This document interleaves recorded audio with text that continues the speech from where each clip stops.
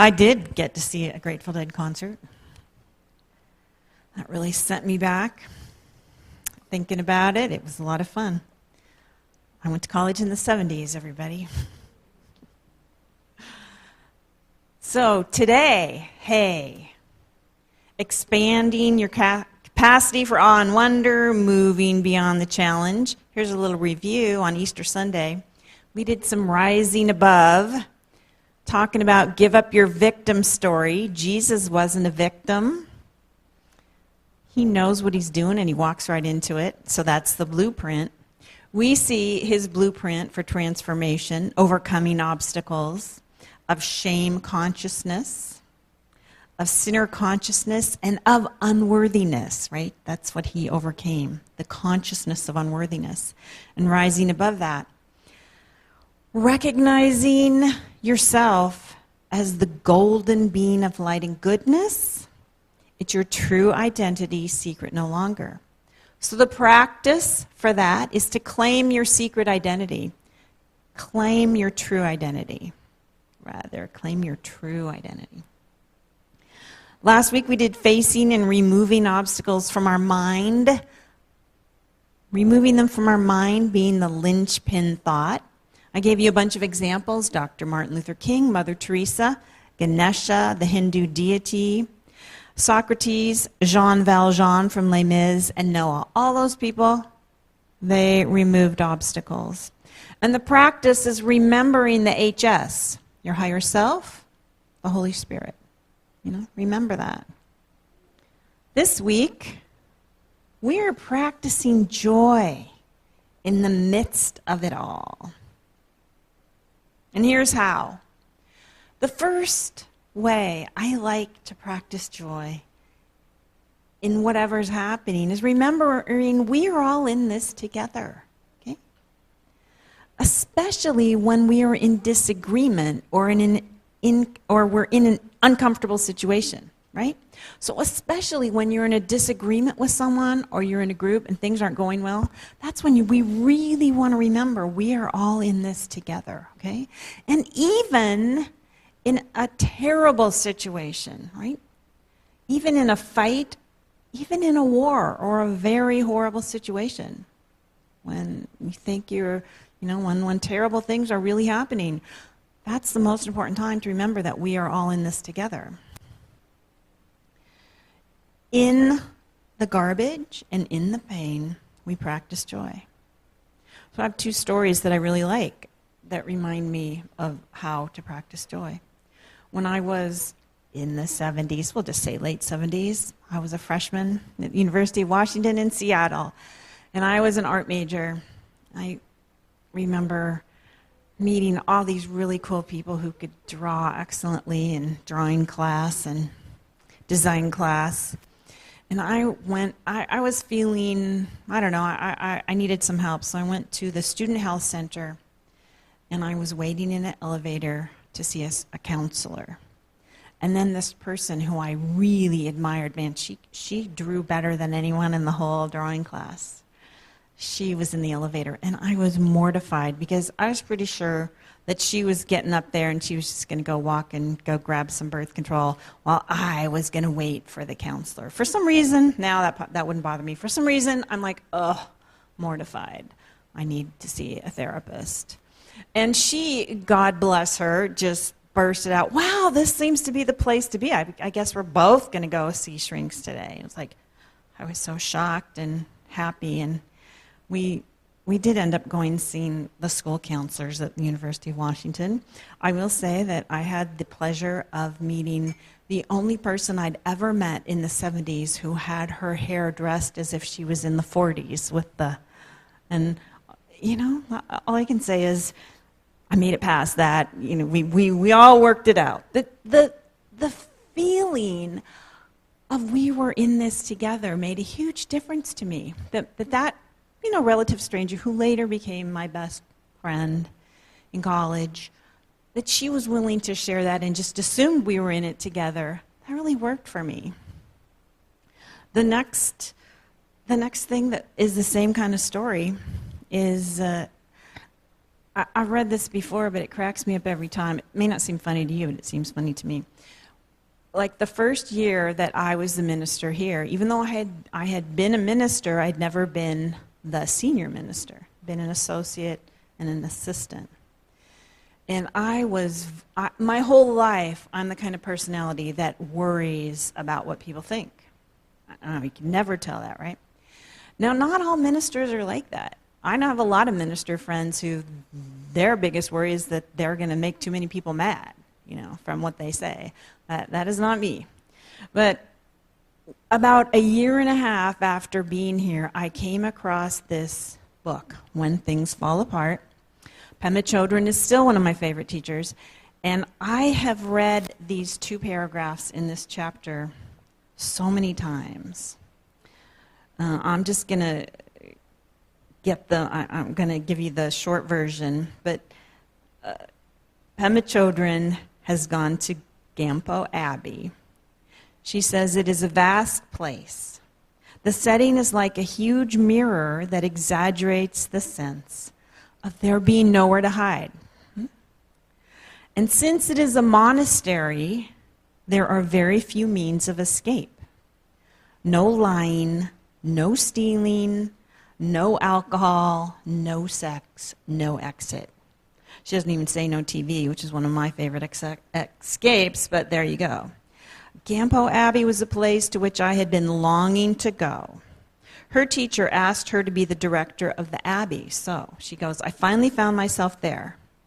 Being there was an invitation to test my love of a good challenge, because in the first years, it was like being boiled alive. And every time I read that, I crack me up, because that's what it felt like. If you have the kind of personality that can be, that can go to shame, that do the shame and be afraid of putting yourself out, being in front of people can feel like being boiled alive. Plus, there was nowhere to hide for me here. There was, it's not like when you walk in this place you can't have sex or alcohol or anything, but when you are teaching spiritual truth and you're going to be honest about it, all of a sudden there is no place to hide, because who you are is going to speak louder than what you say. So definitely for a year and a half, I felt like I would say boiled alive in oil, but she was just like boiled alive. And when I found out that somebody else felt like that, and then I realized that everybody felt like that we were in this together, and everything shifted for me. Because, I heard Sandy say she thought it was about her. Like, a lot of us, we go around thinking things are about us, and then we keep remembering they're not. And then finding out that this beautiful meditation teacher felt like she was being boiled alive, I don't know why it still makes me happy. I still go to chapter 2 in that book whenever I'm feeling not good enough. It just is a beautiful thing for me. Now, I have 2 practices for us to use to practice joy in the midst of all of it. The first practice is from Pema Chodron. She calls it fundamental richness. Fundamental richness is about being available to what is, all of it, and not making a decision about it.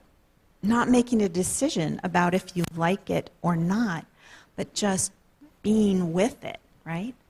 So we could practice right now, all of us, we could look out at that window and we could say, wow, white things are in the sky.